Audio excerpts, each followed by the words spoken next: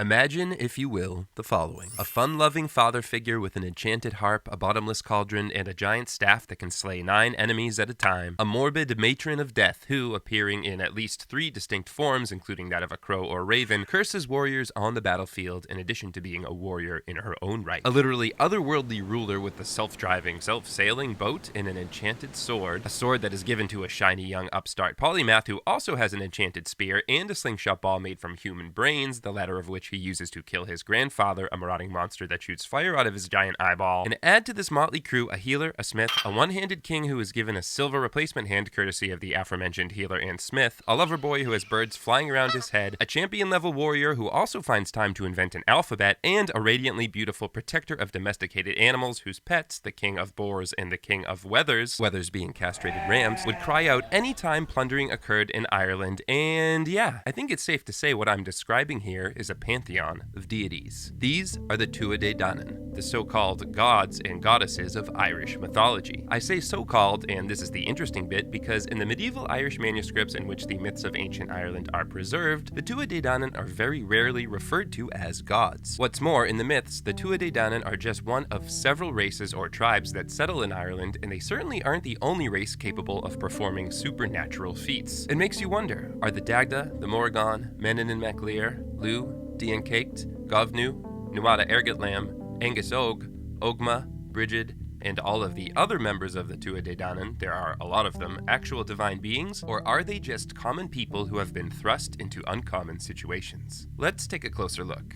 Who are the Tuatha Dé Danann? As detailed in the Lever Gabella Erin, the Book of the Taking of Ireland, commonly known as the Book of Invasions, the Tuatha Dé Danann are the 5th race of beings to invade Ireland, arriving after the Firbolg or Bagmen, who come from Greece, and before the Milesians or Sons of Mil, who come from Spain. Traveling in dark clouds, which blot out the sun for 3 days, the Tuatha Dé Danann land in the mountains of Connacht. Not wasting any time, they demand that the Firbolg do a big battle with them to determine who will rule Ireland. This is the first battle of Moytura, in which the king of the Tuatha Dé Danann, Nuada, famously loses his arm or hand in other iterations of the story to the Firbolg champion Srang, and thus must give up the kingship. On the bright side, depending on which side you're on I suppose, the Tuatha Dé Danann win the battle, slaying 100,000 Firbolg in the process. Yeesh. And they go on to win the battle's sequel, the second battle of Moytura, which is fought against the Fomorians, a race of giant monstrous beings from beneath the earth who raid Ireland repeatedly and demand taxes from its inhabitants but never settle there permanently. The second battle of Moytura is where we see Lugh, aka Lugh Lamfada of the Long Arm or Long Throw, who had been raised in Tir na Nog, the land of promise, by Menin and MacLear, son of the sea, make his triumphant return to Ireland to lead the Tuatha Dé Danann against the Fomorians and kill their champion, Balor of the Evil Eye, who also happens to be his grandfather. Anyway, after defeating the Firbolg and the Fomorians, the Tuatha Dé Danann themselves are defeated by the last race to invade Ireland, the Milesians, who are thought to be representations of the decidedly human Gaelic-speaking Celts. The Tuatha Dé Danann are driven underground, taking up residence beneath their former palaces, which includes the Newgrange Monument at Brú na Bóinne, a site associated with Bóinne, the Irish goddess of the River Boyne, as well as the Dagda, Bóinne's one-time lover, and their son, the love god Angus. Now, if the Annals of the Four Masters is to be believed, which in this case it isn't, all of this happens, the cloud travel, the crossing over from the other worlds, the monster bashing, the subterranean exile, between 1897 and 1700 BCE. So roughly about 1,000 years after the construction of the Great Pyramid at Giza, and about 1,000 years before the reign of Alexander the Great. Yes, the implication here is that the Four Masters considered the Tuatha Dé Danann to be historical, and they weren't entirely without cause. There are hints that the Tuatha Dé Danann are more human than divine. For example, in a recension or revised version of the Lever Gabella Erin, the author clarifies that the Tuatha Dé Danann traveled to Ireland in ships, which are merely accompanied by a dark mist. They didn't fly there. What's more, the author gets more specific about where the Tuatha Dé Danann are from, the northern island cities of Fallius, Gorius, Murius, and Findius. These are the cities where the Tuatha Dé Danann allegedly learned, quote, lore and science and diabolical arts, end quote. However, it's important to remember that specificity does not equal historicity.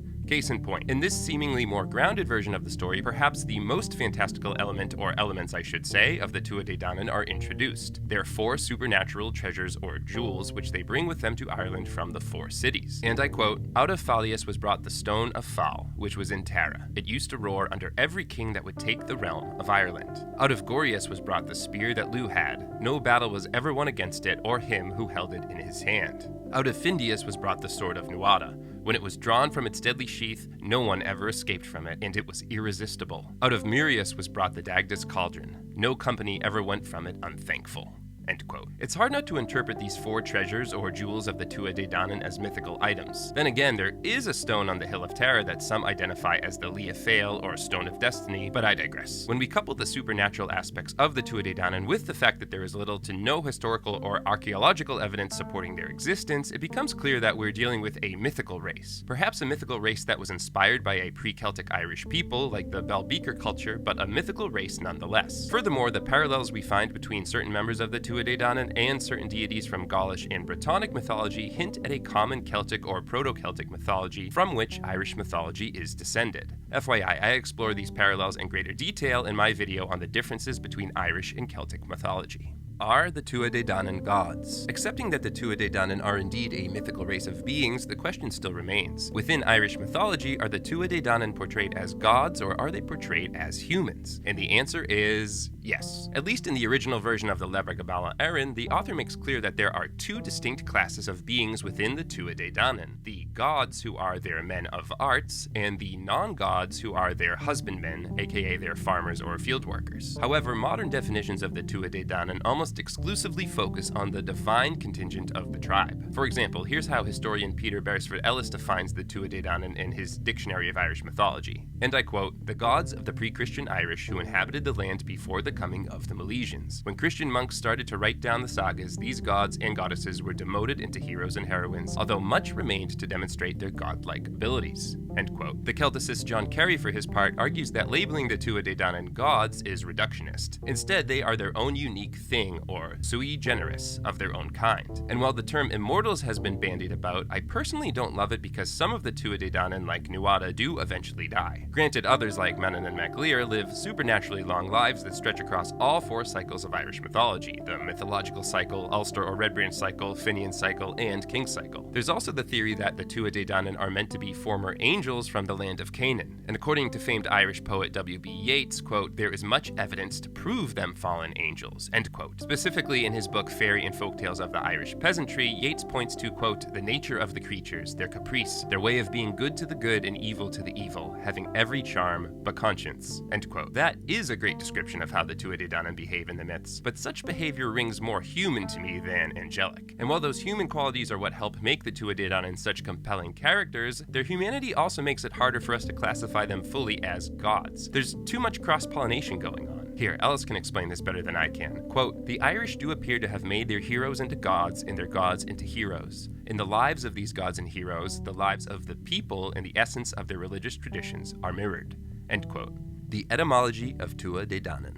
What's in a name? Potentially the missing piece in our Tuatha Dé Danann divinity puzzle. It is widely known and fairly widely accepted that Tuatha Dé Danann translates to the tribe of the goddess Danu, or the people of the goddess Danu, or the folk of the goddess Danu. Here's the thing though, Tuatha Dé Danann wasn't their original name. In the oldest texts, they are simply the Tuatha Dé, people of the gods, or tribe of the gods. Christian scribes also refer to them as Canella Dei, god kindreds, or Fur Dei, god men, in Irish, as well as Plebis Deorum, god folk, in Latin. Instead of coming right out and calling these supernatural characters full-fledged gods, the scribes made a point of hedging. The Tuatha Dé are very often gods somethings, and very rarely just gods. As Christians, the scribes likely felt pressure to downgrade the divine status of the Tuatha Dé. They were ostensibly in the business of promoting a single god after all, which makes it all the more interesting that they started using the term Tuatha Dé Danann, which in and of itself invokes the name of another deity, the goddess Danu. FYI, it seems the scribes did this to help avoid confusion with the Israelites, whom scribes also referred to as the Tuatha Dé, or people of God. But where did this Danu goddess come from?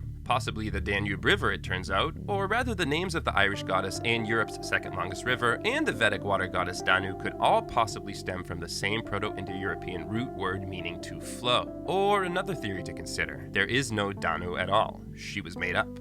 Actually, we know for a fact that her name was made up because, get this, Danu doesn't appear anywhere in any medieval Irish text. Instead, it is the hypothetical nominative form of Danann, i.e. linguists looked at the name Danann, which they assumed to be possessive, and worked backwards to come up with Danu. And while Danu is sometimes equated with the Irish goddess Anu or Anna, who is described in Sanus Cormac, Cormac's glossary, as, quote, mother of the gods of Ireland, end quote, that doesn't give us much more to go on. Anu is a barely there character in the myths. That being said, Anu certainly has a significant presence in the Irish landscape in the form of the Paps of Anu, which are a pair of breast-shaped mountains in County Kerry long believed to have been named for the goddess. Another theory, this one courtesy of Celticist Sharon Pace MacLeod, holds that the Danann in Tuatha Dé Danann is actually rooted in the old Irish word for an artistic skill, dan. I like this theory for a lot of reasons. First, while the goddess Danu/Anu doesn't play a central role in the lives of the Tuatha Dé Danann as recorded in the myths, arts and crafts and music absolutely do. They are part and parcel to Tuatha Dé Danann culture.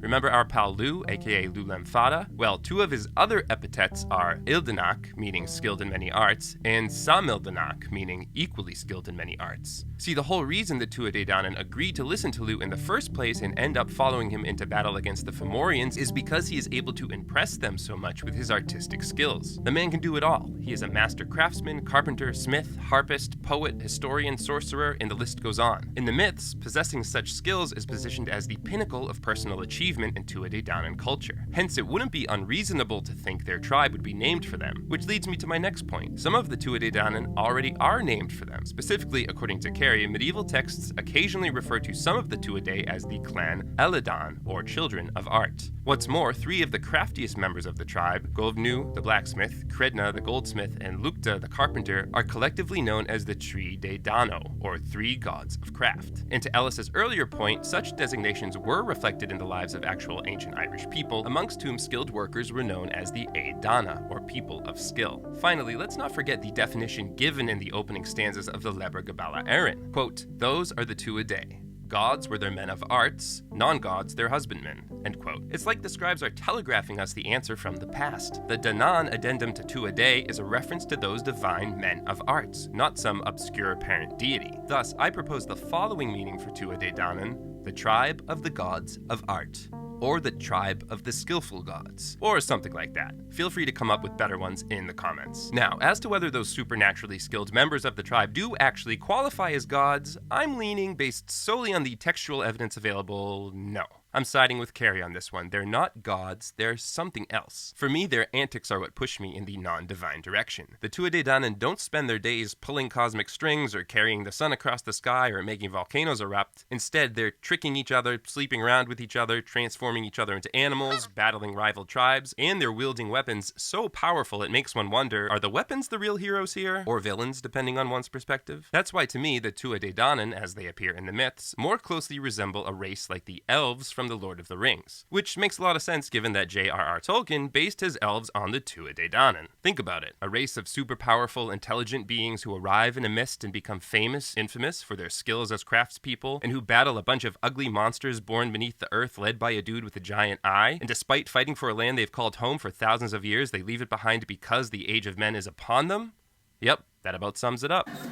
If you enjoyed this video, please like and comment and tap all of the buttons, and by the end of it, make sure you are subscribed to the Irish Myths channel. That really helps. And if you want to learn more about the basics of Irish mythology and other Irish storytelling traditions, there's a book for that. It's called Irish Myths in Your Pocket, a tiny little book about Irish legends, folklore, and fairy tales for impressing friends and family on St. Patrick's Day and other special occasions. That's actually book 1 of my Celtic Pocket Guide series. I also have titles on Samhain, Irish monsters, and St. Patrick if you're so inclined. My name is I.E. Neverday, editor of the short story collection Neon Druid and creator of IrishMyths.com.